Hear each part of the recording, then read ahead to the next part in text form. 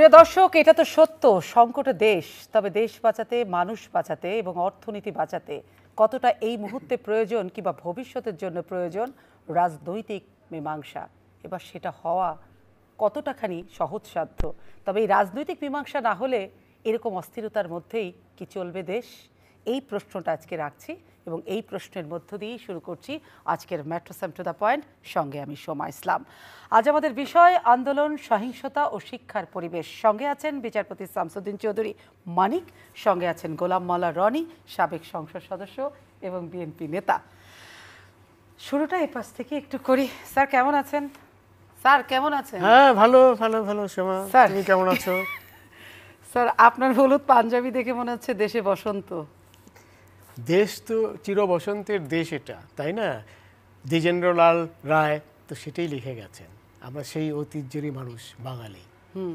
ধনধান্যে পুষ্পে ভরা এই দেশ আমাদের এই বসুন্ধরা। কিন্তু যদি আপনি বলেন ধন ধান্যে পুষ্পে ভরা আমাদের এই বসুন্ধরা, সেই বসুন্ধরাতে এই ধনধান্যে ভরা পুষ্পে ভরা বাংলাদেশে অর্থনীতিটা কেমন আছে? দেখুন, এইখানে আমাদের দেশে ধনধান্যে পুষ্পে ভরা ডিএল রায়ের মতো কবি, আপনার লালনের মতো কবি, রবীন্দ্রনাথের মতো কবি, নজরুলের মতো কবি যেমন জন্মিয়েছে, এই মাটিতে কিন্তু আপনার তোমার মির্জাফরও জন্মেছে, মীর কাসিমও জন্মেছে, জগৎ শেঠও জন্মেছে। দুই ধরনের মানুষই তো আমাদের দেশে। এখানে নেতাজি সুভাষচন্দ্র বসু, বঙ্গবন্ধু শেখ মুজিবেরও জন্ম হয়েছে, আবার ঠিক মোস্তাক জিয়ার মতো মানুষেরও কিন্তু এখানেই জন্ম হয়েছে। সো এই এই এই নিয়েই কিন্তু আমাদের এই বাংলাদেশ। আমরা যখন এই মুহূর্তে আলাপটা করছি, সেই মুহূর্তের একটা বড় খবর, যারা এই কয়েকদিনের সহিংসতা মারা গেছে তাদের জন্য রাষ্ট্রীয় শোক ঘোষণা করবে আগামীকাল রাষ্ট্র। সেই জায়গাটা, এবং সেই জায়গাটা থেকে একটা তো চলমান একটা অবস্থা আছে, আমরা সবটাই জানি। তবে যে জায়গাটা থেকে আজকে সিরিয়াস আলোচনা শুরু করতে চাই স্যার, সেটি হচ্ছে দেশ জুড়ে একটা বিশ্বাস অবিশ্বাসের সংকট তো চলছে। এই সংকটের সমাধানটা আসলে কোন পথে? দেখো, বিশ্বাস অবিশ্বাসের সংকট মাত্র ইদানিংকালে চলছে বা শুরু হয়েছে তা কিন্তু নয়। এই বিশ্বাস অবিশ্বাসের সংকট কিন্তু আমাদের ৭১ থেকেই চলে আসছে, তাই না?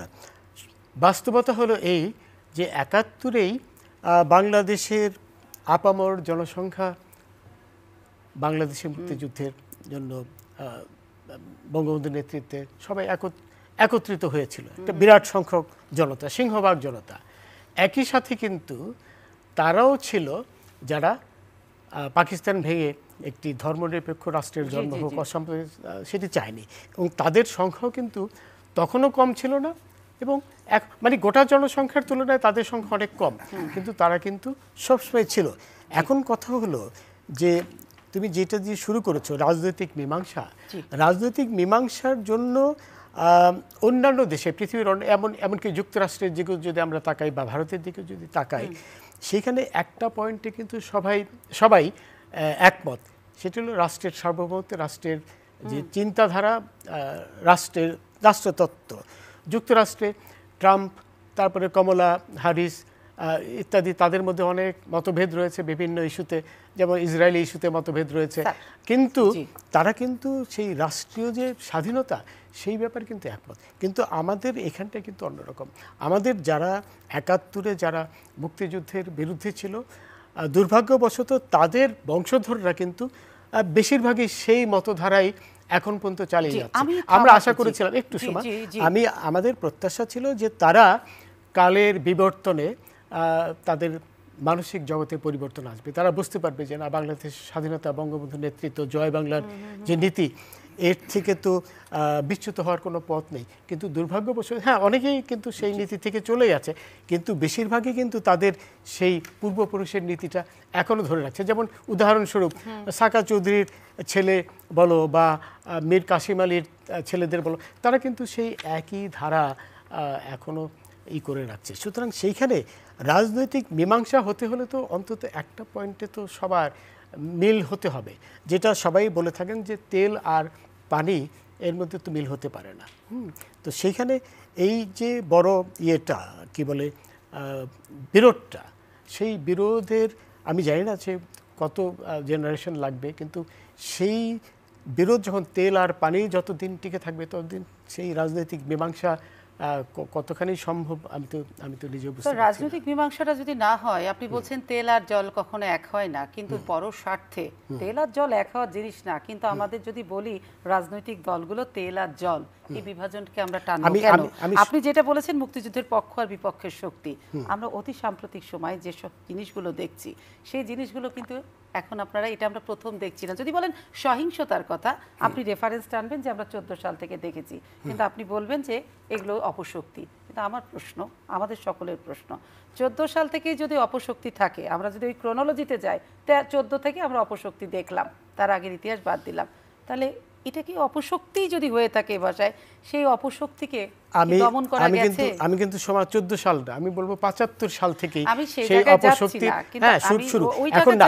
আমি শোনো, এই যে রিসেন্টলি যে ধ্বংসযজ্ঞগুলো হলো, এইটাতে এখন তো সব বেরিয়ে আসছে। আচ্ছা, আমি তাহলে স্যার সব বেরিয়ে আসছে, একদম সোজা কথা বলবেন যে ধ্বংসযজ্ঞ হয়েছে, এর সঙ্গে তৃতীয় শক্তি আছে, আপনি বলবেন, নাম স্পেসিফিক করে বলবেন, জামাত বিএনপি আছে। আমি নাম স্পেসিফিক করে বলি, একদম প্রথম থেকেই যেটি কালকে ওই যে নূর যে লোকটি, সে যে একেবারে প্রথম দিন থেকে ছিল, সেটা কিন্তু আজকে সে নিজেই স্বীকার করেছে যে প্রথম দিন থেকেই সে পরামর্শ দিয়েছিল বিএনপি জামাতকে। সে কয়েক দফা মিটিং করেছে ওদের সাথে, এবং সেই মিটিং চলাকালে সে বলেছে যে দেখেন, আমরা এখন ঢুকবো না, এখন এটা এমন ভাব দেখাবো যে এটি ছাত্রদেরই আন্দোলন, কারণ এখন আমরা যদি মুখোশ খুলে ফেলি তাহলে অন্যরকম হবে। সুতরাং আমরা 7-8 দিন নূরের বয়ানটা আপনি দিচ্ছেন, তো নূরের এটি কিন্তু স্বীকৃত বয়ান আপনি দিচ্ছেন, কিন্তু সবচেয়ে বড় কথা, নূরের স্বীকৃত বয়ান সেটা মানুষের কাছে কতটা গ্রহণযোগ্য, বিশ্বাসযোগ্য, সেটিও একটা বড় প্রশ্ন দাঁড়িয়ে গেছে, কারণ নানান ঘটনা ঘটছে। কিন্তু স্যার আমার প্রশ্ন এটিও না, আমার প্রশ্ন সেটি, যদি জামাত বিএনপি এর সঙ্গে জড়িত থাকে, তার পক্ষে এবং বিপক্ষে যুক্তি আপনি দেবেন যে কেন মনে হচ্ছে এটা জামাত বিএনপি এই অপশক্তি। আমি প্রশ্নটি রাখছি, আমি স্যার এই প্রশ্নে আসবো। গোলাম মোল্লা রনি, আপনার কাছে যেতে চাই সেই জায়গাটা। আমি শুরুতেই বলছিলাম এই সংকটে একটা রাজনৈতিক মীমাংসা আসলে হওয়া দরকার কিনা, কারণ জাতি একদম মনে হচ্ছে পক্ষের শক্তি বিপক্ষের শক্তি মুক্তিযুদ্ধের মুখোমুখি অবস্থান, কিন্তু অর্থনীতি থেকে শুরু করে প্রচণ্ড সব খাতেই বিপর্যয় দেখা যাচ্ছে, এটা তো চরম সত্য। ধন্যবাদ সুমা। এখানে মূল ব্যাপারটা হলো যে রাজনৈতিকভাবে মীমাংসা করার জন্য রাজনীতি জানেন, রাজনীতি বুঝেন, এবং রাজনীতির উইজডম মানে প্রজ্ঞা যাদের রয়েছে, দেশপ্রেম থাকতে হবে এবং প্রজ্ঞার সম্পন্ন মানুষ থাকতে হবে, উদারতা থাকতে হবে। এখন বাংলাদেশের রাজনীতিতে সেটা আছে না না আছে আপনি খুব সহজেই বুঝতে পারবেন।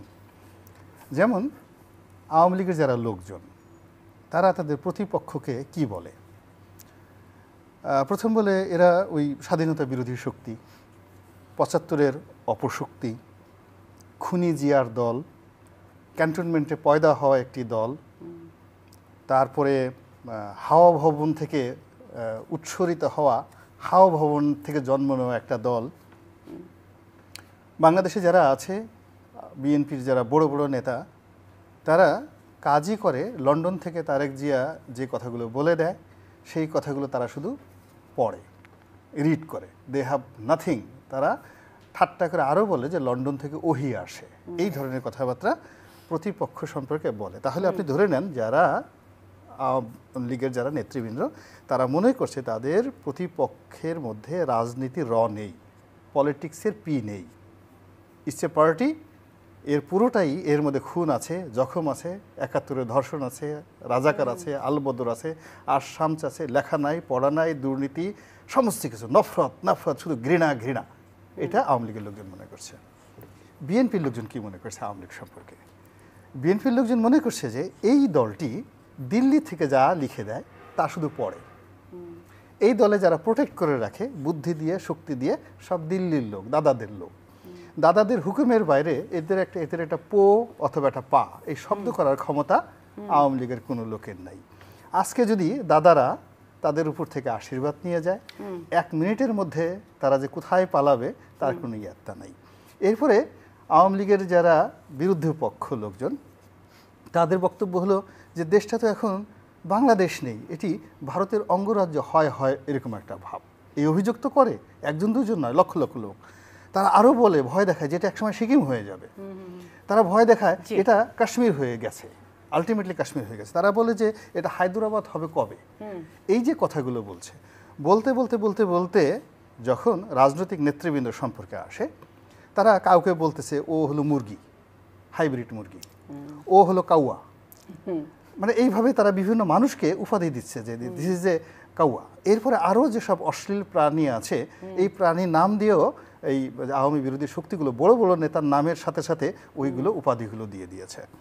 তাহলে আপনি দেখুন যে আওয়ামী বিরোধী যে শক্তিগুলো আছে তাদের সংখ্যা যাই হোক না কেন, তারা আওয়ামী লীগের মধ্যে একজনকেও শ্রদ্ধা করার মতো কাউকে খুঁজে পাচ্ছে না, একজনকেও রাজনীতি করার মতো কাউকে খুঁজে পাচ্ছে না। তাহলে সেখানে রাজনৈতিক মীমাংসা হবে কি করে? তার মানে দেশে কি একটা রাজনৈতিক সংকটকাল চলছে? শুধু সংকট নয়, এখানে রাজনীতির মহামারী চলছে, রাজনীতির দুর্ভিক্ষ চলছে, রাজনীতির অকাল চলছে, এবং গণতন্ত্রের যে অস্তিত্ব, সেই অস্তিত্ব যে শুরুটা হয় ভ্রূণ থেকে, সেই গণতন্ত্রের যে ভ্রূণটুকু এই বাংলাদেশে তৈরি হয়েছিল 1971 সনে, এটা এখন সেই ভ্রূণটা আইসিইউতে আছে।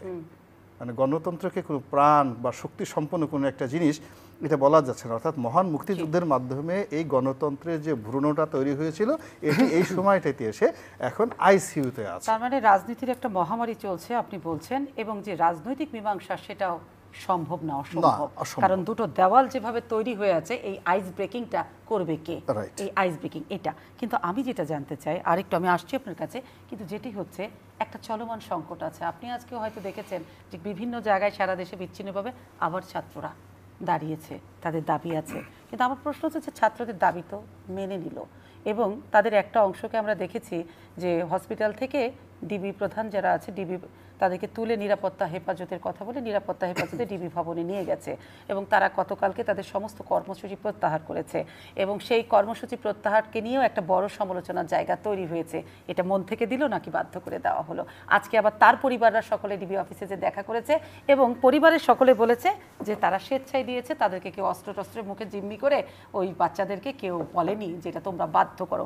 কিন্তু এই সমালোচনার মাঝখানে আদালত যেটা বলেছে যে টিবি প্রধানের কার্যালয়ে যে তাদের যে খাওয়ানোর ছবিটা জাতি দেখলো, দেখানো হলো, সেটা একটা জাতির সঙ্গে মশকরা করা হয়েছে। এই জায়গাটা একটু জানতে চাই। আমি আপনার শেষ কথার সঙ্গে একেবারে সম্পূর্ণ একমত।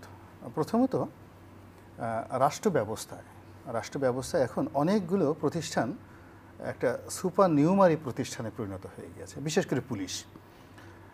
আমার দাদির ভাই ছিলেন পাকিস্তানের আইজি ইন 1953 সনে। আপনি জানেন যে পাকিস্তানের আইজির ডেজিগনেশন ছিল সিভিল সার্ভিসে একজন জয়েন্ট সেক্রেটারির সমপর্যায়ের। আর এখন আইজি সাহেবকে তুলতে তুলতে সিনিয়র সচিব বানিয়ে শুধু রাখা হয়নি, বেনজির সাহেবের মতো লোকজন যখন আইজি ছিলেন তিনি মনে করছেন যে স্বরাষ্ট্রমন্ত্রীর চাইতেও তিনি বড়। তো এই যে একটা মানে রাষ্ট্রের মধ্যে একটা ভিন্ন রাষ্ট্র তৈরি করা, সার্ভিসের মধ্যে একটা ভিন্ন সার্ভিস তৈরি করা, এবং তাদের মধ্যে একটা উন্নাসিক ভাব, এটা পুলিশের মধ্যে চলে আসছে গণতন্ত্রের দুর্বলতায়। 2 নম্বর হলো কতগুলো পদ, যেমন থানার ওসি, জেলার এসপি, এই যে মহানগর পুলিশের যে গোয়েন্দা বিভাগের যিনি যুগ্ম কমিশনার, কিন্তু দেখেন সাইকোলজি কোন পর্যায়ে চলে আসছে, তাকে বলা হচ্ছে ডিবি হারুন, ডিবি প্রধান। তো এই যে ডিবি প্রধান, এবং মনে হচ্ছে যে বাংলাদেশের পুলিশের কর্মকাণ্ড বলতে ওই ডিবি অফিস ছাড়া, এর আগে শুধু এটা হারুন বলে কোনো কথা না, হারুন আগে মুনির ছিল, একই অবস্থা। মনে হতো যে বাংলাদেশের পুলিশ বলতেই ঢাকা মহানগর গোয়েন্দা পুলিশের যে দপ্তরটা আছে ওটার বাইরে পুলিশের কোনো কার্যক্রম নাই। ছবি কেন দেখাতে হবে? এটা কি গ্রহণযোগ্যতা, বিশ্বাসযোগ্যতা তৈরি করা? মানে প্রথমত হলো যখন একটা মানুষ অ্যাক্টিং করে, সবসময় অ্যাক্টিং করে, ওভার অ্যাক্টিং করে, তখন এই ওভার অ্যাক্টিং এবং অ্যাক্টিং করতে করতে কোনটা যে ধরা খেয়ে যায় এবং কোনটা যে ধরা পড়ে যায় এটা কেউ বলতে পারে না। এখন ওই অফিসগুলোতে যা কিছু হচ্ছে, মানে পুলিশের শুধুমাত্র হারুনের যে অফিস তা নয়, আরও অনেক অফিসগুলোতে যা কিছু হচ্ছে, এইগুলো নিয়ে জনমনে অনেক প্রশ্ন আছে, অনেক ক্ষোভ আছে। এখানে জাস্টিস চৌধুরী আছেন, ওনার আইনের একটা খুব ভালো ভাষা আছে যে বিচার শুধু হলেই হবে না, বিচারটা এমনভাবে হতে হবে যেন বিচার হয়েছে লোকজনের মনে বিশ্বাস জন্ম নেয়, অর্থাৎ জাস্টিস বিলিভড হতে হবে। এখন ডিবির যিনি হারুন সাহেব আছেন তিনি তাদেরকে খাইয়েছেন, ধরে নিলাম একের আপন ভাইয়ের মতো কোলে নিয়ে তাদেরকে চুমা দিয়েছেন। তারপরে শেষে বলেছেন, ওরে আমার লক্ষ্মী সোনা ভাইরে, তোমরা এই কদিন রাজপথে কত কষ্ট করেছো, এখন তোমাদের পিছনে জামাত লেগে গেছে, বিএনপি লেগে গেছে, তোমাদেরকে যে কোনো সময় মেরে ফেলতে পারে, ওরে সোনারে আসো আমার বুকে আসো। একে আমি ধরে নিলাম যে এইরকম ভালোবাসা নিয়ে জনাব হারুন তাদেরকে ডিবি অফিসে নিয়ে আসছে। আনার পরে মহব্বতে, প্রেমে, ভালোবাসায় তিনি তাদেরকে চুমা দিয়েছেন, জড়িয়ে ধরেছেন, তাদের সুন্দরভাবে বসিয়েছেন। এরপরে ঢাকা শহরের সবচেয়ে সুন্দর মোরগ পোলাও, আহার এই ছেলেগুলো কতদিন যাবৎ খায় না, একটা টেনশনে আছে, তাদেরকে নিজ হাতে তিনি মোরগ পোলাও খাইয়ে দিয়েছেন, তাতে কোনো অনেস্টি নাই। অ্যাজ ইট ইজ ওই যে যাদেরকে নিয়ে যাওয়া হয়েছে তাদের বাবা মাও যে স্নেহ ভালোবাসা ওদেরকে দেয়নি, তার চেয়ে বেশি স্নেহ ভালোবাসা জনাব হারুন সাহেব তাদেরকে দিয়েছেন, ধরে নিলাম। কিন্তু বাস্তবতা হলো আমরা যারা দেখছি আমাদের এই জিনিসটা বিশ্বাস হচ্ছে না। আমাদেরকে মনে হচ্ছে এর মধ্যে চক্রান্ত আছে, এর মধ্যে অসততা আছে, এর মধ্যে যাকে বলা হয় আরো অনেক কিছু আছে আনসিন। এই যে সাধারণ মানুষের যে অবিশ্বাসের একটা জায়গা তৈরি হয়েছে সেই ব্যাখ্যাটা আপনি দিলেন কেন, কিন্তু সেই অবিশ্বাসের জায়গাটাতে একটা তো মাত্রা যোগ করে দিল হাইকোর্ট আদালতের এই জায়গাটা। না, আমাদের আদালত তো এখনো আমি মনে করি কতগুলো জায়গায়, ইভেন পুলিশ, আমি বলি পুলিশ, ডাক্তার এবং উকিল এবং আদালত, এর বাইরে আসলে কোনো একটা রাষ্ট্র ব্যবস্থা যেতে পারে না। ঘুরে ফিরে আসলে আলটিমেটলি বিপদে পড়লে তাদের কাছে আসতে হয়। এখন বিচার বিভাগ নিয়ে অনেক কথা হচ্ছে, নিম্ন আদালত নিয়ে অনেক কথা হচ্ছে, আইন মন্ত্রণালয়ের অনেক কথা হচ্ছে, কিন্তু শেষমেশ গিয়ে কিন্তু বিচারকদের কাছেই যেতে হয়। এবং এখনও দেখেন এই সময়টিতে, এই চলমান এই সময়টিতে যুগান্তকারী যদি আপনি 10টি ঘটনা বাংলাদেশে ধরেন একেবারে নাড়াচাড়া দিয়ে ফেলেছে গত কয়েক মাসে, এসব কিন্তু জুডিশিয়ারি থেকে এসছে। এই বেনজিরের ঘটনা ধরেন, মতিরের ঘটনা ধরেন, ইভেন এই যে একটা কিশোর ছেলেকে নিম্ন আদালত থেকে ছেলেটাকে রিমান্ডে নিয়ে যাওয়া, সেটা তো আদালত নির্দেশ দিয়েছে যে অবশ্যই এটা উচিত ফলে হয়নি। আমি মনে করি আদালত যে বক্তব্যটা দিয়েছে এটি জাতির বিবেকের সঙ্গে তারা কমপ্লাই করেছে। তার মানে গোলাম মোল্লা রনি, আদালত কি মানুষের পালসটা বুঝতে পারছে? আদালতের সবসময় বুঝতে পারে না, কিন্তু এই মুহূর্তে কিছু কিছু জায়গাতে, যেমন দেখা গেল যে আমাদের মহামান্য প্রধান বিচারপতি তিনি এই যে কোটা বিরোধী আন্দোলনের যে প্রেক্ষাপটে যে শুনানিটা করলেন যত দ্রুততার সঙ্গে, এবং এখানে সংবিধানের যে আর্টিকেলটাকে ব্যবহার করা হলো এবং যেভাবে তারা যত দ্রুততার সাথে করলো, আমি মনে করি যে it's a one of the smart decision and intelligent performance of our judiciary. তার মানে বিচার বিভাগের প্রতি মানুষের আস্থা আছে কিংবা তৈরি হচ্ছে? না, তৈরি করার জন্য সময় তো একটা শুনতাম আমরা অনাস্থা সুশাসন নেই, আইনের শাসন নেই। মূল ব্যাপার হলো এখানে বিচার বিভাগের সাথে ঢালাওভাবে এটা খুব স্পর্শকাতর, আমাদের এই কথা বলা যাবে না। মানুষ যখন বিপদে পড়ে এবং বিপদে পড়ে বিচার বিভাগের কাছে গিয়ে যখন সে আশ্রয় লাভ করে, ওই সময় তার মন মানসিকতার উপর নির্ভর করে যে কি আছে। আর এখনকার মানসিকতা হলো যে বাংলাদেশের আওয়ামী লীগের রাজনীতি যেভাবে চলে, আওয়ামী লীগের মানুষ যেভাবে ডাল ভাত খায়, বাংলাদেশের সব জায়গার লোকজনই ওইভাবে ডাল ভাত খেয়ে বেঁচে আছে। এর বাইরে আমি আর কিছু বলতে পারবো না। সবাই ডাল ভাতই খাচ্ছে, মানে কারো কপালের মাংস পোলাও জুটছে না। মাংস পোলাও মানে আওয়ামী লীগ যদি মাংস পোলাও খায়, তারাও মাংস পোলাও খাচ্ছে। এটাই তো সমতাই তো সবাই চায়, তুই ডাল ভাত খাবি আমরাও খাবো, তুই মাংস খাবি আমিও খাবো, এটাই সবাই মনে করে যে এখানে সমতা। সবাই আচ্ছা সমতা। কিন্তু স্যার আমি একটা প্রশ্ন রেখেছিলাম, ওটাতে সেকেন্ড প্রশ্ন, ফার্স্ট প্রশ্ন আমি যেতে চাই, যেহেতু আপনি একজন বিচারপতি।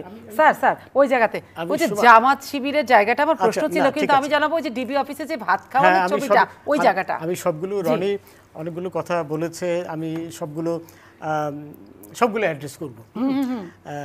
রনির সমর্থনও করব, আবার মেবি হয়তো জায়গায় হয়তো। এনিওয়ে, নূরের কথাটা আমি প্রথমেই বলি। নূরের সম্পর্কে কিন্তু মানুষ সবাই জানে, সে যে ইসরায়েলি ইসরায়েলি গোয়েন্দা বাহিনীর সাথে যোগাযোগ করেছিল, তাদের সাথে বৈঠক করেছিল, এগুলো কিন্তু প্রমাণিত ঘটনা। আমি একটা ছোট প্রশ্ন করি, আমি তো অত কিছু বুঝি না, আপনারা আইনজীবী। নূর বিদেশি গোয়েন্দার সঙ্গে ইসরায়েলের সাথে তার একটা রিলেশনশিপ ছিল, দেশ বিরোধী একটা তার ষড়যন্ত্র ছিল, আপনারা বলছেন পত্রপত্রিকা এসছে, তার মানে তো সে রাষ্ট্রদ্রোহী। যদি তথ্য প্রমাণ থাকে, তাকে কি গ্রেফতার করা হয়েছিল, তাহলে তাকে ছাইরে রাখা হয়েছিল কেন? তখন এটা যদি তাকে ছেড়ে ভুল করেছিল, তখন কিন্তু এই যে ইসরায়েলি গোয়েন্দা বাহিনীর সাথে তার যে সখ্যতা, সেটা কিন্তু প্রমাণিত সত্য। তার ছবি টবি সবই বেরিয়েছে, সে বোধহয় মানা করে। এবং মাসাদের যে চর, সেও কিন্তু বলেছে আমার সাথে সে দেখা করেছে। তখনই তাকে কি বলে, তার বিরুদ্ধে মামলা করা উচিত ছিল। সেটি না করাটা অবশ্যই কোনো অবস্থায় যুক্তিসঙ্গত হতে পারে না। এখন রনি অনেকগুলো সুন্দর কথা বলেছে। রনি কিন্তু সুন্দর কথা বলারই মানুষ, বুদ্ধিমান মানুষ। রনির এক সময় আওয়ামী লীগের এমপি হয়েছিল। আমি খুশি হতাম। আমি কিন্তু আওয়ামী লীগ করি না, আওয়ামী লীগের রনি খুব ভালো করে জানে। আমি আওয়ামী লীগের 1 পয়সার বেনিফিশিয়ারিও না। সময় এটা পৃথিবীর অন্য কেউ জানুক না জানুক, রনি জানে, অনেকেই জানে। স্যার, এটা আপনি বিশ্বাস করেন? আপনি আওয়ামী লীগ করেন না, মানুষ বিশ্বাস করে। এই অবিশ্বাসের মাঝখানে তো দাঁড়িয়ে থাকতে হচ্ছে। চলো, আমি আওয়ামী লীগের কোনো বেনিফিট পেয়েছি বলো? সেটা তো আমরা জানি না। তুমি জানো না? এটা তো প্রকাশ্য, সবারই জানার কথা। তাহলে সবাই আপনাকে আওয়ামী লীগ বলে কেন? আওয়ামী যেটা হয়েছে, আমি তো মুক্তিযুদ্ধের পক্ষে না, কোন দল করা তো অপরাধ না স্যার। না, আমি করি না, জামাত করলে, আওয়ামী লীগ করলে এটা অপরাধ না। শোনো, আমি ছাত্র জীবনে ছাত্রলীগ করতাম, সেটা বিলেতে যখন পড়াশোনা করি আমি ছাত্রলীগের ওখানে সাধারণ সম্পাদক ছিলাম।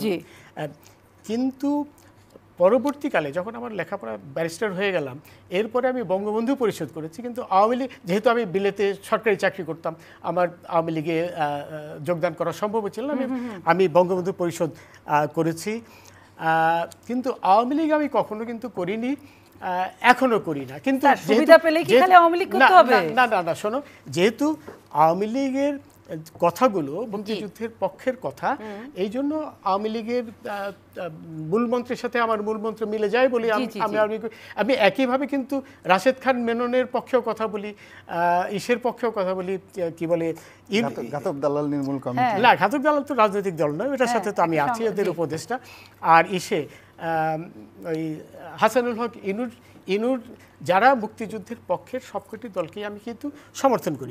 এখন আমি যেটা বললাম যে রনি যদি আওয়ামী লীগে থাকতো, আমি কিন্তু খুবই খুশি হতাম। এই জন্য খুশি হতাম যে রনির যে মেধা, আমি মেধার কথাটা পরে আসবো, রনির যে ইন্টেলেকচুয়ালিটি, ওর যে জ্ঞান, সেই জ্ঞান দিয়েই কিন্তু তোমার যে কথাটি আজকে রাজনৈতিক মীমাংসা, সেই দলটিকে অনেক উপদেশ দিতে পারতো বলে আমি মনে করি। দলের কাছে যে অনেক উপদেশ দিতে পারত। আমার মনে হয় সেই ধরনের উপদেশটার অভাব দলে রয়েছে। তার মানে আওয়ামী লীগে ভালো বুদ্ধি দেওয়ার মানুষের অভাব আছে, অভাব রয়েছে। কারণ কি দল বুঝতে পারছে? যদি না বুঝতে পারে সেটা তাদের ব্যর্থতা। তার মানে এই যে চলমান স্যার কয়েকদিনের সহিংসতা, সেটা কি রাজনৈতিক একটা ব্যর্থতা না? অবশ্যই। আওয়ামী লীগ তো আলাদা দল, সরকারকে আলাদা করছে। এই যে গত কয়েকদিনে অনেক কঠিন আওয়ামী লীগের ভেবেছে ও 2-1 দিনের মধ্যে সরকার পতন হবে, তারা কিন্তু সব ইঁদুরের গর্তে পালিয়েছে। আওয়ামী লীগের লোকও ভেবেছিল। অবশ্যই, অনেকেই পালিয়েছে। কজনের চেহারা তুমি দেখেছো বলো? ওই যারা নাকি আওয়ামী লীগের বেনিফিট পেয়েছে, আমি তো 7-8 জনের বাইরে কাউকে দেখিনি, সব তো ইঁদুরের গর্তে পালিয়েছে, তাই না? এখন স্যার পালালো কেন? আমি কথায় কথায় থামা, এটা আমার একটা বাজে দোষ।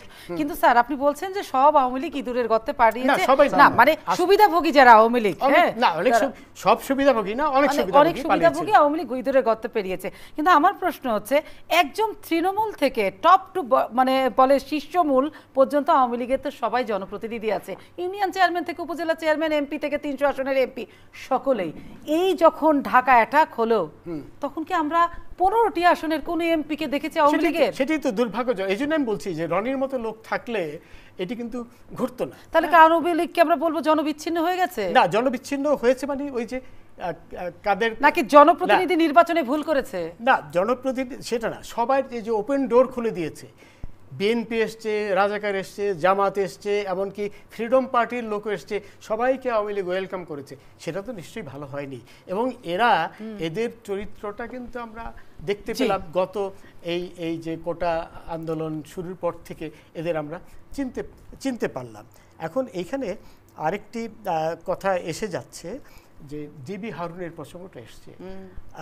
দেখুন, আমরা প্রথম দিন থেকেই আমরা সকলেই বলে এসছি যে শেখ হাসিনা যা চায়, তোমরা যা চাও, শেখ হাসিনা তো একই জিনিস চায়। তোমরা চাও কোটার বিলুপ্তি, এটা তো শেখ হাসিনারই নীতি, এবং আসলেই তো তাই। 2018 সালে শেখ হাসিনাই কিন্তু কোটা বিলুপ্ত করেছিলেন, যদিও চাপে পড়ে করেছিলেন বলে উনি বলেছেন, কিন্তু এটা তো সত্য। এরপরে যখন কয়েকজন ছাত্র হাইকোর্টে রিট করলো, সেই রিটের বিরোধিতাও কিন্তু Awami League deputy attorney general করেছে, যেহেতু এটি সরকারি পলিসি। এবং তারপরে যখন এই রায়টি বেরোলো 1 জুলাই, তারপরে কিন্তু প্রক্রিয়ায় যতটুকু সময় লাগে সেই সময়ের বাইরে কিন্তু সাথে সাথে আমাদের বিজ্ঞ অ্যাটর্নি জেনারেল আমিনুদ্দিন সাহেব কিন্তু প্রায় সঙ্গে সঙ্গেই প্রাথমিক প্রক্রিয়াটি শুরু করেছিলেন। এই আইনি প্রসিডিওরগুলো তো আমাদের অতীত আমরা জানি সকলে, কিন্তু আমরা যদি এর পরের ধাপগুলোতে একটু আগাই তাহলে হবে।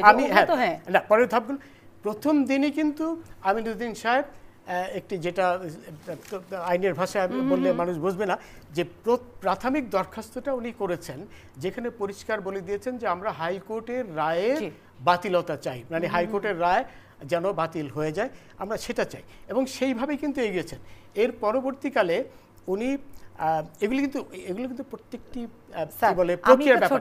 এবং আদালত তো তার আদালত আইনি প্রক্রিয়া এগিয়েছে, কিন্তু জিনিসটা যখন আর আদালতের মধ্যে সীমাবদ্ধ থাকেনি, জিনিসটা এসে গেছে রাজপথে, তখন এটা কি রাজনৈতিক একটা মীমাংসা দরকার ছিল না? মীমাংসার কোনো, এটা নিশ্চয়ই রনিও করবে। তুমি ওই শিক্ষার্থীদের কাছে কি কোনো প্রতিনিধি গিয়েছিল সরকারে? না, সেটাই আমাদের ব্যর্থতা, আমরা তাদের বোঝাতে পারিনি যে এই বিষয়টিতে সরকারের কোনো ক্ষমতা নেই, কারণ দেশ তো চলে সংবিধানে। ওইটা করার অর্থ হতো সংবিধানকে কি বলে একেবারে শেষ করে দিয়ে, যেটি হতো একটি বিদ্রোহ, সংবিধান ছাড়া দেশ হতো। সংবিধান অনুযায়ী যখন শুনানি কি করে তাহলে আগিয়ে আসলো? না, শুনুন, আগিয়ে তো ছাত্রদের দাবির প্রেক্ষিতে আচ্ছা, তোমার এই প্রশ্নটার জবাব আমি দিচ্ছি, একটি করে বলছি। যখন এই যে আপিল বিভাগের হাতে চলে গেল, তখন সরকারের কোনো ক্ষমতা ছিল না এই ব্যাপারে কোনো সিদ্ধান্ত নেওয়ার। কিন্তু আমাদের দুর্ভাগ্য হলো আমরা সাধারণ ছাত্রদের এই কথাটি বোঝাতে ব্যর্থ হয়েছি। এবং এই যে প্রক্রিয়া যেটি আমাদের ফেলিয়ার, আমরা মানুষকে বোঝাতে পারিনি। এমনকি অনেক জ্ঞানীগুণী মানুষও ভাবতো যে সরকারই পারে, তাদের আমরা বোঝাতে ব্যর্থ হয়েছি যে এটি সরকারের হাতে নয়, এটি সরকারের হাতে যাওয়া মানে সংবিধানকে ছেড়ে দেওয়া, বিদ্রোহ করা। কারণ এটি একান্তই আপিল বিভাগের ছিল। এবং সেই অর্থেই আমি বলছি যে হারুনের মতো বিচক্ষণ লোক প্রমাণ করলো সে আসলে কত বিচক্ষণ। যেটা আমরা ব্যর্থ হয়েছি বোঝাতে, সেটি কিন্তু হারুন কালকে বা পরশু ওই 6 জনকে অন্তত বোঝাতে পেরেছে যে দেখো, তোমরা যে কোটা নিয়ে গেছিলে, সেই তোমাদের আন্দোলন কিন্তু আর তোমাদের হাতে নেই, এটা এখন চলে গেছে নূর, জামাত, বিএনপির হাতে। আপনি বলছেন ডিবি হারুন সাহেব বিচক্ষণতার পরিচয় দিয়েছেন, শেষ পর্যন্ত এসে এই জিনিসটা আসলে বুঝলেন হারুন সাহেব বুঝলেন। কিন্তু স্যার উনি মানে কোর্টও কি বুঝলো না? উনি হারুন সাহেব কোর্ট তো বুঝেছে, আর হারুন সাহেব তো ওনাদেরকে নিয়ে গেছে। স্যার এই যদি হারুন সাহেব এত বিচক্ষণ হন, তাহলে এতগুলো লাশ পড়লো কেন? এই মানে এতদিন দেরি করে বুঝলেন কেন? আগে বুঝতে তো লাশ পড়তো না স্যার। এইটাই তো, শোনো, এইখানে মূল দোষ হলো এই নূর এবং অন্যান্য কি বলে মির্জা ফখরুল টকরুল রিজভী, যারা নাকি এটি উস্কিয়েছে, তারপরে তারেক জিয়া যে নাকি বাইরে থেকে উস্কিয়েছে। এবং এইখানে কিন্তু ঘটনা শুরুতেই তো স্যার আমি বলি, ঘটনা শুরুতে ডিবি হারুন সাহেব বিএনপি অফিসে তালা লাগিয়ে দিলেন, তাহলে আবার উস্কানো হলো কি করে? শোনো, আমি বলছি বিদেশ থেকে কোটি কোটি টাকা আসছে, এটাও তো বাস্তবতা। এবং নূর 69 লক্ষ টাকা পেয়েছে, এটি তার নিজের স্বীকারোক্তি। সে এক রাজনৈতিক নেতার থেকে 4 লাখ টাকা পেয়েছে, এটি তার নিজের স্বীকারোক্তি। এই যে অর্থগুলো ঢেলেছে, এবং কিন্তু সাধারণ ছাত্ররা কিন্তু বুঝতে পারেনি, তারা এদের দাবার গুটি হিসাবে ব্যবহৃত হয়েছে এই ফখরুল, নূর ইত্যাদির হাতে। সাধারণ ছাত্ররা বুঝতে পারেনি তারা অন্য কোনো পক্ষের দাবার গুটি হচ্ছে, কিন্তু তাদের আন্দোলনটা যখন রাজপথে শান্তিপূর্ণ ছিল, তখন থেকে কিন্তু সরকার স্যার বলছে এখানে তৃতীয় পক্ষ প্রবেশ করেছে। সরকার তো বুঝতে পেরেছিল, সরকার কেন লাগাম টানলো না? শোভা, প্রথম 7 দিন শান্তিপূর্ণ ঠিকই ছিল, কিন্তু পরে যখন রাস্তাঘাট, ওই যে প্রথম বললো কি বাংলা ব্লকেড, এইটা তো আর শান্তিপূর্ণ বলা যায় না।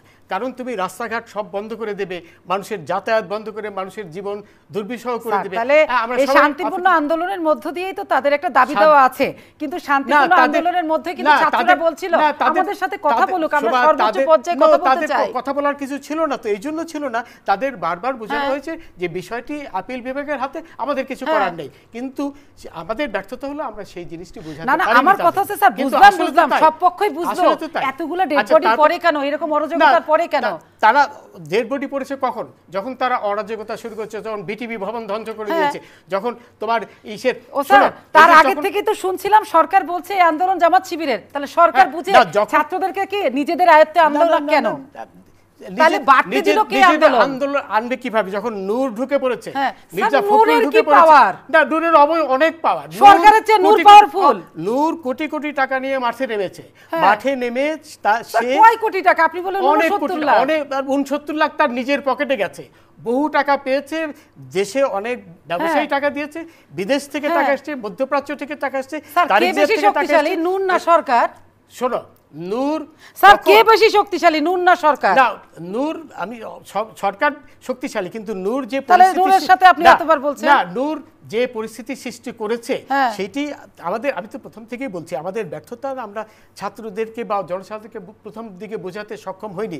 যখন তারা বিটিভি ভবন ধ্বংস করে দিল, যখন টোল প্লাজায় আগুন জ্বলিয়ে দিল, কত মানে মেট্রো রেলে ধ্বংস করে দিল, মেট্রো রেল অবশ্যই জনসম্পদ ধ্বংস করা অবশ্যই অপরাধ, সেটার বিপক্ষে নিশ্চয়ই সকলে। না শোনো, এই যে এগুলো যে ধ্বংস করেছে জামাত, শিবির, বিএনপি, এটা এখন প্রমাণিত। যাদের ধরেছে সিসিটিভিতে আইডেন্টিফাই করে যাদের ধরেছে, তারা নিজেরাই, তাদের পরিচয় পাওয়া গেছে। ছাদ থেকে কতজনকে স্যার, আমরা তদন্ত হওয়ার আগে বিষয়গুলোকে বলে দিই এরা করেছে, এটা কি তদন্ত কাজ ব্যাহত হয় না? না, তদন্ত যারা যেটা স্বীকৃত, নূর স্বীকার করেছে। জি স্যার। হ্যাঁ, তারপরে নূর অন্যান্যদের সাথে যে মিটিং করেছে, স্বীকার করেছে, এগুলো তো সবই স্বীকৃত। সুতরাং স্বীকৃত কথা কিন্তু তদন্তে কোনো প্রভাবিত হবে না। যখন এবং তারা পরিষ্কার ভাষায় বলেছে যে কে বিটিভি ভবনে আগুন দিয়েছে, কে মেট্রো রেল, যে মেট্রো রেলের জন্য আমরা বছরের পর বছর অপেক্ষা করছিলাম, কোটি কোটি টাকা ঋণ করে মেট্রো রেল, সেই মেট্রো রেল ধ্বংস করে দিয়েছে। এগুলো তো সবই, কারণ সিসিটিভি থেকে আমি কি পেলাম শেষ পর্যন্ত, যে এই যে অপশক্তি, এই অপশক্তিকে কঠোরভাবেই দমন করতে হবে, এর কোনো বিকল্প নেই। এবং এরা রাষ্ট্রদ্রোহিত অপরাধ করেছে, এই রাষ্ট্রদ্রোহিতের অপরাধীদের বিচার করতে হবে। এবং সেইখানে কবিগুরুর সেই কথাটি আমাদের মনে রাখতে হবে, ক্ষমা যেখানে এই ক্ষীণ দুর্বলতা, হে রুদ্র আমি যেন কঠোর হতে পারি তাহা। এই মনোভাব নিয়েই যে কথা গতকাল মাননীয় প্রধানমন্ত্রী বলেছে, এদের বিরুদ্ধে এদের কঠোর হাতে দমন করতে হবে, এদের কোনো ছাড়াছাড়ি নেই, এদের সর্বোচ্চ শাস্তি দিতে হবে। দেখো, ইংল্যান্ডে কিন্তু মৃত্যুদণ্ড নাই, ইংল্যান্ডে নাই, কিন্তু রাষ্ট্রদ্রোহিতার জন্য কিন্তু মৃত্যুদণ্ডের অপরাধ। আচ্ছা, আমি তাহলে এই পাশটা একটু যাই। তো সুতরাং এরা যেহেতু রাষ্ট্রদ্রোহিতা অপরাধ করেছে, এদের বিচার রাষ্ট্রদ্রোহিতার আইনে হতেই হবে। না, আমার কোনো প্রশ্ন নেই। মানে আমি জাস্টিস চৌধুরীর সাথে বেশ কয়েকটা এই বিষয়গুলো নিয়ে টকশো করেছি, এটিএনএ করেছি, আপনার এখানে আরও করেছি। উনি আজকে অনেকটা লিবারেল, অনেক সুন্দর হলুদ একটা পাঞ্জাবি পরে আসছেন এবং আরও লিবারেল হয়ে গেছে যখন আপনার শাড়ির যে পাড়, এটার সঙ্গে তার হলুদ পাঞ্জাবির মিল হয়ে গেছে। কিন্তু আপনার মনের রং কি? আমাদের তো এটা বাইরের রং। আমারটা এখন কৃষ্ণচূড়ার রং আমার মনের মধ্যে এখন। সেই বিখ্যাত কবিতা, এখানে রমনার ঊর্ধ্বমুখী কৃষ্ণচূড়ার তলায়, যেখানে আগুনের ফুলকির মতো এখানে ওখানে জ্বলছে অসংখ্য রক্তের ছাপ, রাইট, যেখানে অসংখ্য রক্তের ছাপ, আমি সেখানে কাঁদতে আসি, এখনো কবিতা আসে, রাইট, সেই কবিতা আসে।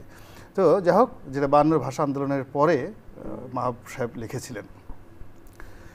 তো আমার যে বক্তব্যটা হলো যে উনি আজকে লিবারেল হওয়ার কারণে এবং সম্ভবত আপনার কারণে উনি অনেক সুন্দরভাবে গুছিয়ে বলছেন, বাট তার একটা ডায়ালগ ছিল, কতগুলো ডায়ালগ ছিল। সে ফার্স্ট ডায়ালগ হলো, তিনি স্পষ্টভাবে প্রধানমন্ত্রীর জবানের সঙ্গে যদি বাংলাদেশে কেউ সাহস করে একজন কমপ্লাই করে থাকে, সেটা জাস্টিস চৌধুরী। তিনি বলেছিলেন যে এখানে যারা আন্দোলন করছে এদের মধ্যে রাজাকারের বাচ্চা যারা আছে, রাজাকারের বাচ্চা, এবং খুব বোল্ডলি তিনি বলেছিলেন। এবং তিনি আরও বলতে চেয়েছিলেন, রাজাকারের বাচ্চার সাথে আর একটা ইলিজিটিমেট একটা শব্দ বলতে চেয়েছিলেন, সেটা উনি বলতে পারেন নাই, হয়তো পরে বলবেন। সেকেন্ডলি তিনি বলেছিলেন যে এই ঘটনার সাথে জামাত, শিবির থেকে শুরু করে আরও অনেক জঙ্গিবাদের যারা কারখানা তৈরি করে, এরকম উনি একজন বাংলাদেশে খুব নাম করা পীর, আমি যাকে পীর হিসেবে বলেছি, মাশাইখ হিসেবে বলেছি, সে তাকে জঙ্গি নেতা হিসেবে আখ্যা দিয়ে বলেছে এদের কারণে এই জিনিসগুলো হয়েছে। উনি আরও বলেছিলেন যে পুলিশ যে গুলি করেছে, এই গুলি আইনগতভাবে করার অধিকার তার আছে এবং যে গুলি হয়েছে সব কিছু এইভাবে হয়েছে। এখন আমি তার এই প্রত্যেকটা বক্তব্যকে যদি মানে গুরুত্বপূর্ণ হিসেবে মনে করি এবং মনে না করার কোনো কারণ নেই। এর কারণ হলো ওনার সঙ্গে আমার সঙ্গে একটা সময় খুব দূরত্ব ছিল। আমি যখন পার্লামেন্টে ছিলাম তখন উনি বেঞ্চে বসা, আপিল বিভাগের তখনও যান নাই, হাইকোর্টের বিচারপতি। হঠাৎ করে আমাদের স্পিকার সাহেব, পরবর্তী রাষ্ট্রপতি ছিলেন, তাকে তিনি বটতলার উকিল বলে কি একটা গালি দিয়েছিলেন একের বেঞ্চে বসে। বলেছিলাম অল্প বিদ্যা ভয়ঙ্কর, অল্প সামহাও ব্যাপার। এবং আমরা সারা পার্লামেন্ট সেদিন ফেটে পড়েছিলাম যে শামসুদ্দিন চৌধুরী মানিকের ফাঁসি চাই, তাকে ইমিডিয়েটলি এই বেঞ্চ থেকে বের করে দেব এবং বিচারপতিদেরকে যে ইমপিচমেন্ট করার যে ক্ষমতা আগে পার্লামেন্টের ছিল এটা ফিরে নিয়ে আসা ফেরত। এবং সেই দিন পার্লামেন্টে একমাত্র প্রধানমন্ত্রী ছাড়া আমরা সবাই তার ফাঁসির দাবিতে উত্তাল ছিলাম রীতিমতো। এবং ওই দিন যদি আমরা তাকে পেতাম পার্লামেন্টের মধ্যে সবাই ফাঁসিতে টানাই ফেলতাম। কিন্তু বাস্তবতা হলো আমরা তার একটা পশম ধরে টান দিতে পারি নাই। হ্যাঁ, সে তার বহাল তবিয়তে ছিল এবং এরপরে যে রাষ্ট্রপতিকে তিনি দিয়েছেন সেই রাষ্ট্রপতি তারকে আপিলের ডিভিশনে নিয়োগ দিয়েছেন। তখন আমরা ধরে নিয়েছি যে justice Manik is not only Manik, is a black diamond for Awami League. হ্যাঁ, আওয়ামী লীগের কালো মানিক, তো ব্ল্যাক ডায়মন্ড।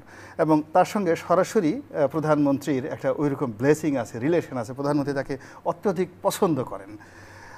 তো এই সময়টা ইতিহাসে এত বছর পরে আবার তার মুখে যখন আওয়ামী লীগের যখন ক্রাইসিস, সব মানুষ যখন পালাচ্ছে, গর্তের মধ্যে পালাচ্ছে এবং আওয়ামী লীগের মধ্যে এখন ওপেন ডিবেট হচ্ছে কে পালিয়েছে কে পালায় নাই, পালানো গ্রুপ ভার্সেস না পালানো গ্রুপ। হ্যাঁ, এই দুই গ্রুপের মধ্যে এখন রীতিমতো হাতাহাতি হচ্ছে। অনেকে বলছে আমি না থেকেও ছিলাম, কোথায় ছিল? হ্যাঁ, সেটা ভাবের মধ্যে ছিল আর কি। হ্যাঁ, মানে দূরে বসে বসে সে গিটার বাজাচ্ছিল। হ্যাঁ, করোনার মধ্যে হ্যাঁ অদৃশ্য ছিল। তো ঠিক সেই সময়টাতে আমাদের আওয়ামী লীগের কালো মানিক, ব্ল্যাক ডায়মন্ড, তিনি কিন্তু ভয় পান নাই। তিনি প্রধানমন্ত্রী ভাষাকে ধারণ করে, প্রধানমন্ত্রী তাকে কিছু দেয়নি, অন্যান্য অনেক বিচারপতি, অনুল্লেখ্য অনেক বিচারপতি অনেক কিছু পেয়েছে অবসরের পরে, তাকে কিছু দেওয়া হয়নি। আমার কাছে মনে হয় যে আপনি হয়তো সন্দেহ করতে পারেন যে তার হলুদ পাঞ্জাবিটা প্রধানমন্ত্রী, নট লাইক দ্যাট, তাকে দেওয়া হয়নি। সে নিজের টাকা খরচ করে, নিজের পয়সা দিয়ে সে এই আওয়ামী লীগের পক্ষে সে ভূমিকা রেখে যাচ্ছে এবং অত্যন্ত দৃঢ়তার সাথে প্রধানমন্ত্রীর যে ল্যাঙ্গুয়েজ, ঠিক সেই ল্যাঙ্গুয়েজগুলো আপহোল্ড করে সে কিন্তু এখন পর্যন্ত বলে যাচ্ছে।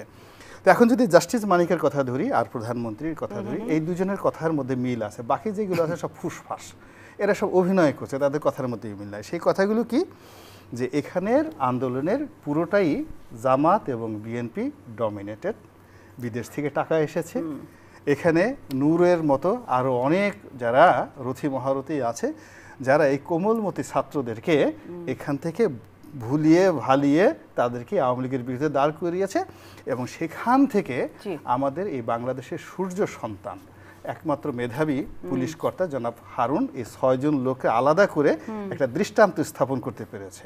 এই তো তার কথার যে মূল কথাগুলো। এখন আপনি চিন্তা করেন যে এইগুলোকে যদি আপনি আজকের দিনের মাঠের বাস্তবতা চিন্তা করেন, বাস্তবতা হলো যে জাস্টিস চৌধুরীর মতো বা মাননীয় প্রধানমন্ত্রীর মতো যারা মানে একদিকের কথা বলেন, খুবই স্ট্রেট ফরওয়ার্ড হয়, তাদের মধ্যে কোনো হিপোক্রেসি নাই, ভালো ভালো মন্দ ভালো, যে যা মনে করে করুক। হ্যাঁ, প্রধানমন্ত্রী যখন কান্না আসছে সে কাঁদছে, লোকজন বলতেছে উনি এখন কাঁদবেন কেন? আরে তার কান্না আসছে, সে কাঁদবে না তো হাসবে নাকি? তো আবার একটু পরে তার রাগ হচ্ছে, হ্যাঁ, সে কান্নার পরে অবশ্য বলতেছে যে এইভাবে এত কষ্ট করে এই দেশের জন্য আমি রেলওয়ে করলাম, এটার জন্য এইভাবে পুড়িয়ে দিতে পারে মানুষ, তো সব কিছু। এখন সবাই বলে যে আল্লাহ কিছুক্ষণ আগে কাঁদলো, আবার এখন উনি হাসবেন কেন? আরে বাবা, তখন তার রাগ হয়েছে, তখন সে ই করবে না। তো এই যে যে জিনিসগুলো আছে, এই জায়গাটাতে আওয়ামী লীগের মধ্যে যারা কমপ্লাই করেন, একত্র সেম ভাষায় কথা বললেন, তো তাদের যে ল্যাঙ্গুয়েজ, সেই ল্যাঙ্গুয়েজটা আবার নতুন করে মাঠে কিন্তু ব্যাড রিয়াকশন তৈরি করেছে। সেই রিয়াকশনটাকে আবার এই যে আজকের দিনে আমরা যখন এই অনুষ্ঠানটা রেকর্ড করছি, আজকে ওই ডিবি অফিসে গিয়ে যারা আন্দোলন প্রত্যাহারের জন্য ঘোষণা দিয়েছে, তাদের সেই কথাটা বিশ্বাস করেনি, বিশ্বাস না করে আন্দোলনে যারা অন্য যারা লোকজন আছে তারা আবার নতুন আন্দোলনের কর্মসূচি দিয়েছে এবং পুরো ঢাকা শহর আজকে, আমি যখন আসছিলাম দেখলাম, আমি কোনো আন্দোলনকারীদেরকে দেখিনি, কিন্তু তারা যেন রাস্তায় নামতে না পারে পুলিশ সেখানে একদম 100% কারফিউর মতো করে পুরো রাস্তা খালি করে রেখেছে। তো কাজে আজকের এই সময়টাতে বসে, আপনার এই টকশোতে বসে আমি বলতে পারি না যে আজকে রাতটা কেমন যাবে, যেহেতু আমরা যেই সময়টাতে করছি এই রাতটা কেমন যাবে। আমি বলতে পারি না আগামীকালটা আসলে আমাদের দেশটা কেমন যাবে।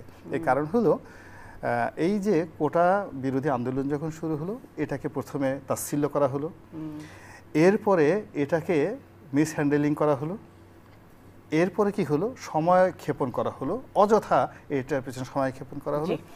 এরপর এখন যেটা করা হচ্ছে সেটা হলো যাকে বলা হয় অতিরিক্ত শক্তি প্রয়োগ। অর্থাৎ আপনি কারফিউ দিচ্ছেন, কারফিউ জনগণ আইন মানছে, আইন মানার পরে রাস্তা ছেড়ে দিয়েছে কারফিউর জন্য, আর তখন কারফিউ অবস্থা আছে, তাহলে এখানে প্রোটেস্ট হচ্ছে কি করে? এই সময় তো কোনো কিছু করা যায় না। তাহলে এটা করা যাচ্ছে না, হলো যে এই সময় যেহেতু আপনি করা যাচ্ছে না, আপনি বাড়িতে গিয়ে ব্লক রেড দিয়ে ৯,০০০ লোককে গ্রেপ্তার করেছেন। এটা যদি করা যায় 11 দিনে ৯,০০০ লোককে গ্রেপ্তার করেছেন। তো এখন ব্যাপার হলো যে আপনি যদি যেটা বঙ্গবন্ধুর আদর্শকে যদি লালন করতেন, বঙ্গবন্ধু ৭১ সনের পরে উনি দেখলেন যে মুক্তিযুদ্ধ হয়েছে, তার সঙ্গে সঙ্গে রাজাকার আলবদর আর শামস একটা বিরাট গ্রুপ হয়ে গেছে। সিভিল সার্ভিস, মিলিটারি সার্ভিসের প্রায় সবাই পাকিস্তানপন্থী। তো উনি দেশ চালাবেন কাদেরকে দিয়ে? ফলে উনি কিন্তু জেনারেল অ্যামনেস্টিতে যেতে বাধ্য হয়েছিলেন। এবং তার সেই যে সাধারণ ক্ষমা ঘোষণা, পৃথিবী একদিকে যাক, আমি বলবো যে it was one of the smartest decision ever made in the history. তদ্রূপ এখন যে ঘটনাটা ঘটেছে, এটার জন্য আসলে এখান থেকে বের হয়ে আসার জন্য আমার প্রথমে যেটা ছিল, আমি বলছিলাম যে একটা টক শোতে জাস্টিস চৌধুরীর সাথে ছিল, আমি বললাম যে জরুরি অবস্থা অথবা কারফিউ ছাড়া এখান থেকে বের হওয়া সম্ভব নয়, দ্যাট হ্যাপেন্স। এবং এই কারফিউ যখন এখন চলতেছে, আমি বলবো যে এই মুহূর্তে সরকারের যদি এখান থেকে বাঁচতে হয়, বের হতে হয়, সরকারের আরও অনেক সমস্যা আছে, হয়তো সরকারের পতন হবে অন্যভাবে, কিন্তু এই যে চলমান সমস্যাটা তাকে নিষ্পত্তি করতে হলে তাকে আনকন্ডিশনালি জেনারেল অ্যামনেস্টিতে যেতে হবে, তাকে সাধারণ ক্ষমা ঘোষণা করতে হবে, যাদেরকে গ্রেপ্তার করা হচ্ছে তাদেরকে ছেড়ে দিতে হবে, এবং এই যে যারা ছেলেমেয়েরা তারা যেন বিশ্বাস ফিরে পায়, এবং বিশ্বাস ফিরে পাওয়ার পর তারা যেন বিশ্ববিদ্যালয়ে শান্তিপূর্ণভাবে আসতে পারে। একদিন দুদিন খোলার পরে তারা মিছিল করে মিটিং করবে, যখন দেখবে হেলমেট বাহিনী আসছে না, ছাত্রলীগ আসছে না, তারপরে শেষে সেখানে রামদা আসছে না, আলটিমেটলি তারা ঠান্ডা হয়ে যাবে। যারা আন্দোলন করছে তাদের একটা বিশ্বাস আপনি যে জায়গাটা বললেন অর্জন করতে হবে, কিন্তু সরকার কি করে আস্থা নেবে তাদেরকে যে আন্দোলন শুধু সাধারণ শিক্ষার্থীদের, এখানে অন্য পক্ষ নেই? মূল ব্যাপার হলো শুনুন, সত্যের উপর দিয়ে পৃথিবীতে কোনো শ্রেষ্ঠতর জিনিস নেই। সত্যের জন্য কোনো অভিনয় করতে হয় না, সত্য প্রতিষ্ঠা করার জন্য কোনো ভয় থাকে না, সত্য সত্যই। সরকার যদি সরল মনে সত্যর প্রতি নিষ্ঠ হয়ে সাধারণ ক্ষমা ঘোষণা করে, তাহলে এখানে ন্যূনতম দুর্ঘটনা ঘটার 1% সম্ভাবনা নাই। কেন নাই? পৃথিবীতে এই ঘটনা কখনই ঘটে না, যেখানে জেনারেল অ্যামনেস্টি হয়েছে। এমনকি আমাদের দেশে দেখেন, এই আওয়ামী লীগ সরকারের আমলে তো শান্তি বাহিনীরা আত্মসমর্পণ করেছে না, করেছে। এর আগে যখন র্যাব খুব হয়ে গেল, সুন্দরবনের পুরো এলাকাটা খুব ডিজাস্টার হয়ে গেল, এই র্যাবের সাথে যখন সুন্দরবনের দস্যু বাহিনীর তাদের একটা সমঝোতা হলো, সেখানে একটা শান্তি প্রতিষ্ঠা হয়নি, হয়েছে। তো এখানে হয় কি, সরকার যখন অনেস্ট হবে, এবং অনেস্ট হতে হবে কি, যার হাতে অস্ত্র আছে। আপনি অস্ত্র নিয়ে নিরস্ত্র লোকের সাথে আপনি বাহাদুরি দেখাচ্ছেন, আপনি অস্ত্র হাতে নিয়ে নিরস্ত্র লোকের সাথে অভিনয় করছেন, আপনি অস্ত্রের মুখে নিরস্ত্র লোকদেরকে বলছে অভিনয় করো, নাচো, গাও। না ঠিক আছে, আপনার জিনিসগুলো না প্রচণ্ড, আপনি যে পরামর্শগুলো দিলেন সেটা হচ্ছে সময় উপযোগী, এবং এটা ঠান্ডা মাথায় যদি ভাবে তাহলে হয়তো আবার জনমনে স্বস্তি আসে, দেশ ভালো থাকে, সবার উপরে তো দেশ। কিন্তু গোলাম মোল্লা রনি, আমি যদি একটা কথা বলি যে নিরস্ত্র মানুষের উপরে কেন অস্ত্র প্রয়োগ করা হচ্ছে, কিন্তু সেটা অবশ্যই যে আমার হাতে তো অস্ত্র নেই, আমার উপরে কেন গুলি, কিন্তু গুলিটা কেন চালানো হচ্ছে, এবং এই যে জনসম্পদ ধ্বংস করা, এটা কারা করলো, সেই জায়গাটার কি উত্তরটা দেবেন? আমি এখানে আমি একেবারে খোলামেলাই বলছি, যারা হয় কি, মারতে মারতে মারতে মারতে মানুষের একটা অভ্যাস হয়ে যায়। পাবলিক দেখলি, কারো গাল দেখলি তার মনে হয় থাপড়াই, পিঠ দেখলি মনে হয় চাবুক মারি। আমাদের দেশের 2009 সন থেকে কিছু লোক যাদের হাতে ক্ষমতা, তাদের ভিতরে উন্নাসিকতা, অহংকার এত বেশি পর্যায়ে চলে আসছে যে তাদের সামনে যদি কেউ নাচানাচি করে, সে বলে নাচলি কেন? কেউ যদি বলে হাসাহাসি করে, এই তুই হাসলি কেন, তুই এত বড় বেয়াদব, তুই কি আমাকে ঠাট্টা করছিস, হাসিটাও তারা পছন্দ করতে পারে না। রাইট। তো এখন এই যে 2009 থেকে এখন পর্যন্ত সরকার সবসময় যেটা দেখেছে, শক্তি প্রয়োগে তারা সফলতা অর্জন করেছে, ফলে তাদের সামনে কেউ সিনা উঁচু করে দাঁড়িয়েছে, এটাকে তারা মনে করে পৃথিবীর সবচেয়ে সেরা বেয়াদবি। কারকে বলতেছে তুমি পারলে আমাকে গুলি করেন, আমাকে গুলি করেন, জ্বালিয়ে পুড়িয়ে দেওয়াটাকে সিনা উঁচু করে দাঁড়ানো। এই গেল হলো সিনা উঁচু করে গুলি করলো। গুলি করার পরে যখন একটা বিশেষ শ্রেণী অ্যাঙ্গার হয়ে যায় তখন ওইটার পথ ধরে এনিথিং মে হ্যাপেন। আপনি ঝগড়ার সময়, যুদ্ধের সময় এনিথিং হ্যাপেন। ধরেন এখন ওই যে একটা গুলি করেছে সাইদকে, এর পরবর্তী যে ওইটার পথ ধরে 200 লোক লাশ পড়বে, যারা ওই একটা গুলি করেছে তারা কিন্তু 200 লাশ চায়নি, কিন্তু পরিস্থিতি এমন একটা জায়গাতে নিয়ে গেছে। বা যারা লাঠি নিয়ে বের হয়েছে, তো তারা যদি বের হলো, যারা জ্বালালো পোড়ালো, তারা কারা? না, জ্বালালো পোড়াইছে, এখন এটা তো সরকার তদন্ত করছে। এখানে যে সবাই দুষ্কৃতিকারী তাও বলা যাবে না, আবার সবাই যে আন্দোলনকারী তাও বলা যাবে না। এখানে অনেকগুলো পক্ষ একসাথে কাজ করেছে, সেন্টিমেন্ট কাজ করেছে, তারপরে প্রতিহিংসা কাজ করেছে। আপনি চিন্তা করেন মেট্রো রেল হয়েছে, তো মেট্রো রেল হওয়ার পরে সবচেয়ে ক্ষতিগ্রস্ত হয়েছে কারা? কিছু বাস মালিকরা। এখন এই একটা দুর্ঘটনায় যে বাস মালিকদের মধ্যে যারা ক্ষতিগ্রস্ত, তারা যে ঘটনার সাথে ইন্ধন দেয়নি, আপনি কি করে বুঝবেন বলেন সেটা? কিংবা ধরুন বিআরটি অফিসের নিচতলা থেকে উপরতলা পর্যন্ত পুড়িয়ে ফেলেছে। এই বিআরটি এর সঙ্গে যাদের ক্ষোভ, আপনি চিন্তা করেন যে আগুন লাগাবে নিচে, একেবারে উপরে সার্ভার রুম পর্যন্ত সমস্ত পুড়িয়ে ফেলেছে। It means this is a pre planned. ফলে এরকম একটা ঘটনা যখন ঘটতেছিল, তখনই ওই যারা মিসক্রিয়েন্টস তারা কিন্তু প্ল্যান করে ফেলেছে যে আগামীকাল আমরা এই কাজটি করব। তার মানে একটা দিকে তো আগুন জ্বলছে, তার মধ্যে আবার আগুনে ঘি ঢালছে বা আলু পোড়া দেওয়ার চেষ্টা করছে। আলু পোড়া দেওয়ার চেষ্টা করছে, এটা বের করতে হবে। আমি অনুষ্ঠান কিন্তু আপনাকে দিয়ে শেষ করব। আপনি অনেক কিছু লিখেছেন, অল্প করে বলেন। আমি বলি, জেনারেল অ্যামনেস্টির যে কথাটি রনি বলেছে, তো সেইখানে যারা অগ্নিসংযোগ করেছে, ধ্বংসযজ্ঞ করেছে, সন্ত্রাস করেছে, বিভিন্ন স্থাপনা ধ্বংস করে দেশে হাজার হাজার কোটি টাকার অনিষ্ট করেছে বা খুন করেছে, তাদের বেলায় কোনো অবস্থায় প্রযোজ্য হতে পারে না। তাদের অবশ্যই বিচার করতে হবে এবং সর্বোচ্চ সাজা তাদের ব্যাপারে। সাজা অবশ্য দেবে আদালত, কিন্তু সর্বোচ্চ সাজা যেন পায় সরকারকে সেটি নিশ্চিত করতে হবে। এখন সেখানে এই প্রসঙ্গে বলি, বঙ্গবন্ধু অ্যামনেস্টি দিয়েছিলেন, যে কথা রনি বললেন, কিন্তু বঙ্গবন্ধু কিন্তু 11,000কে অ্যামনেস্টি দেননি। বাকি যারা অপরাধ করেনি, এটা কিন্তু রেকর্ডেড ম্যাটার, যারা অপরাধ করেনি তাদের উনি ছেড়ে দিয়েছিলেন, কিন্তু 11,000 যারা অপরাধ করেছে তাদের কিন্তু আটকে রেখেছিলেন। সেটা পরে জিয়াউর রহমান এসে তাদেরও ছেড়ে দিয়েছিলেন। এখন এইখানে প্রতিটি জীবনই কিন্তু অমূল্য, তাই না?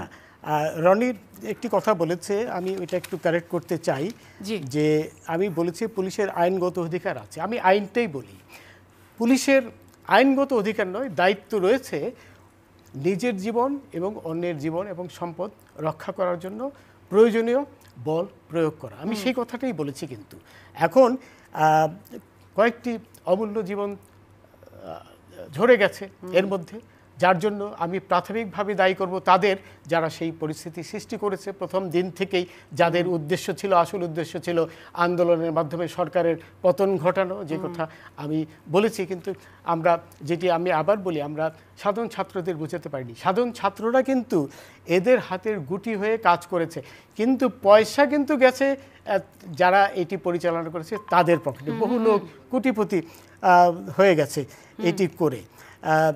এখন এইখানে এই যে ধ্বংসযজ্ঞগুলো অবশ্যই ছাত্ররা করেনি, কারণ তাদের সেই প্রশিক্ষণ নেই। কিন্তু আমরা যদি গত কয়েক দশকের ইতিহাস ঘাঁটি, তাহলে আমরা দেখতে পাবো সেই প্রশিক্ষণ রয়েছে জামাত, শিবির এবং বিএনপির কিছু লোকের। সুতরাং ওই থেকে তো আমরা আন্দাজ করে নিতেই পারি যে এরাই ধ্বংসযজ্ঞগুলো করেছে।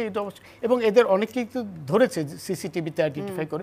যেহেতু সিসিটিভি আইডেন্টিফাই করেছে, সেখানে কিন্তু মিস্টেকেন আইডেন্টিটির কোনো স্কোপও নাই, এবং তারা স্বীকারও করেছে, তাদের ইতিহাস নেওয়া হয়েছে।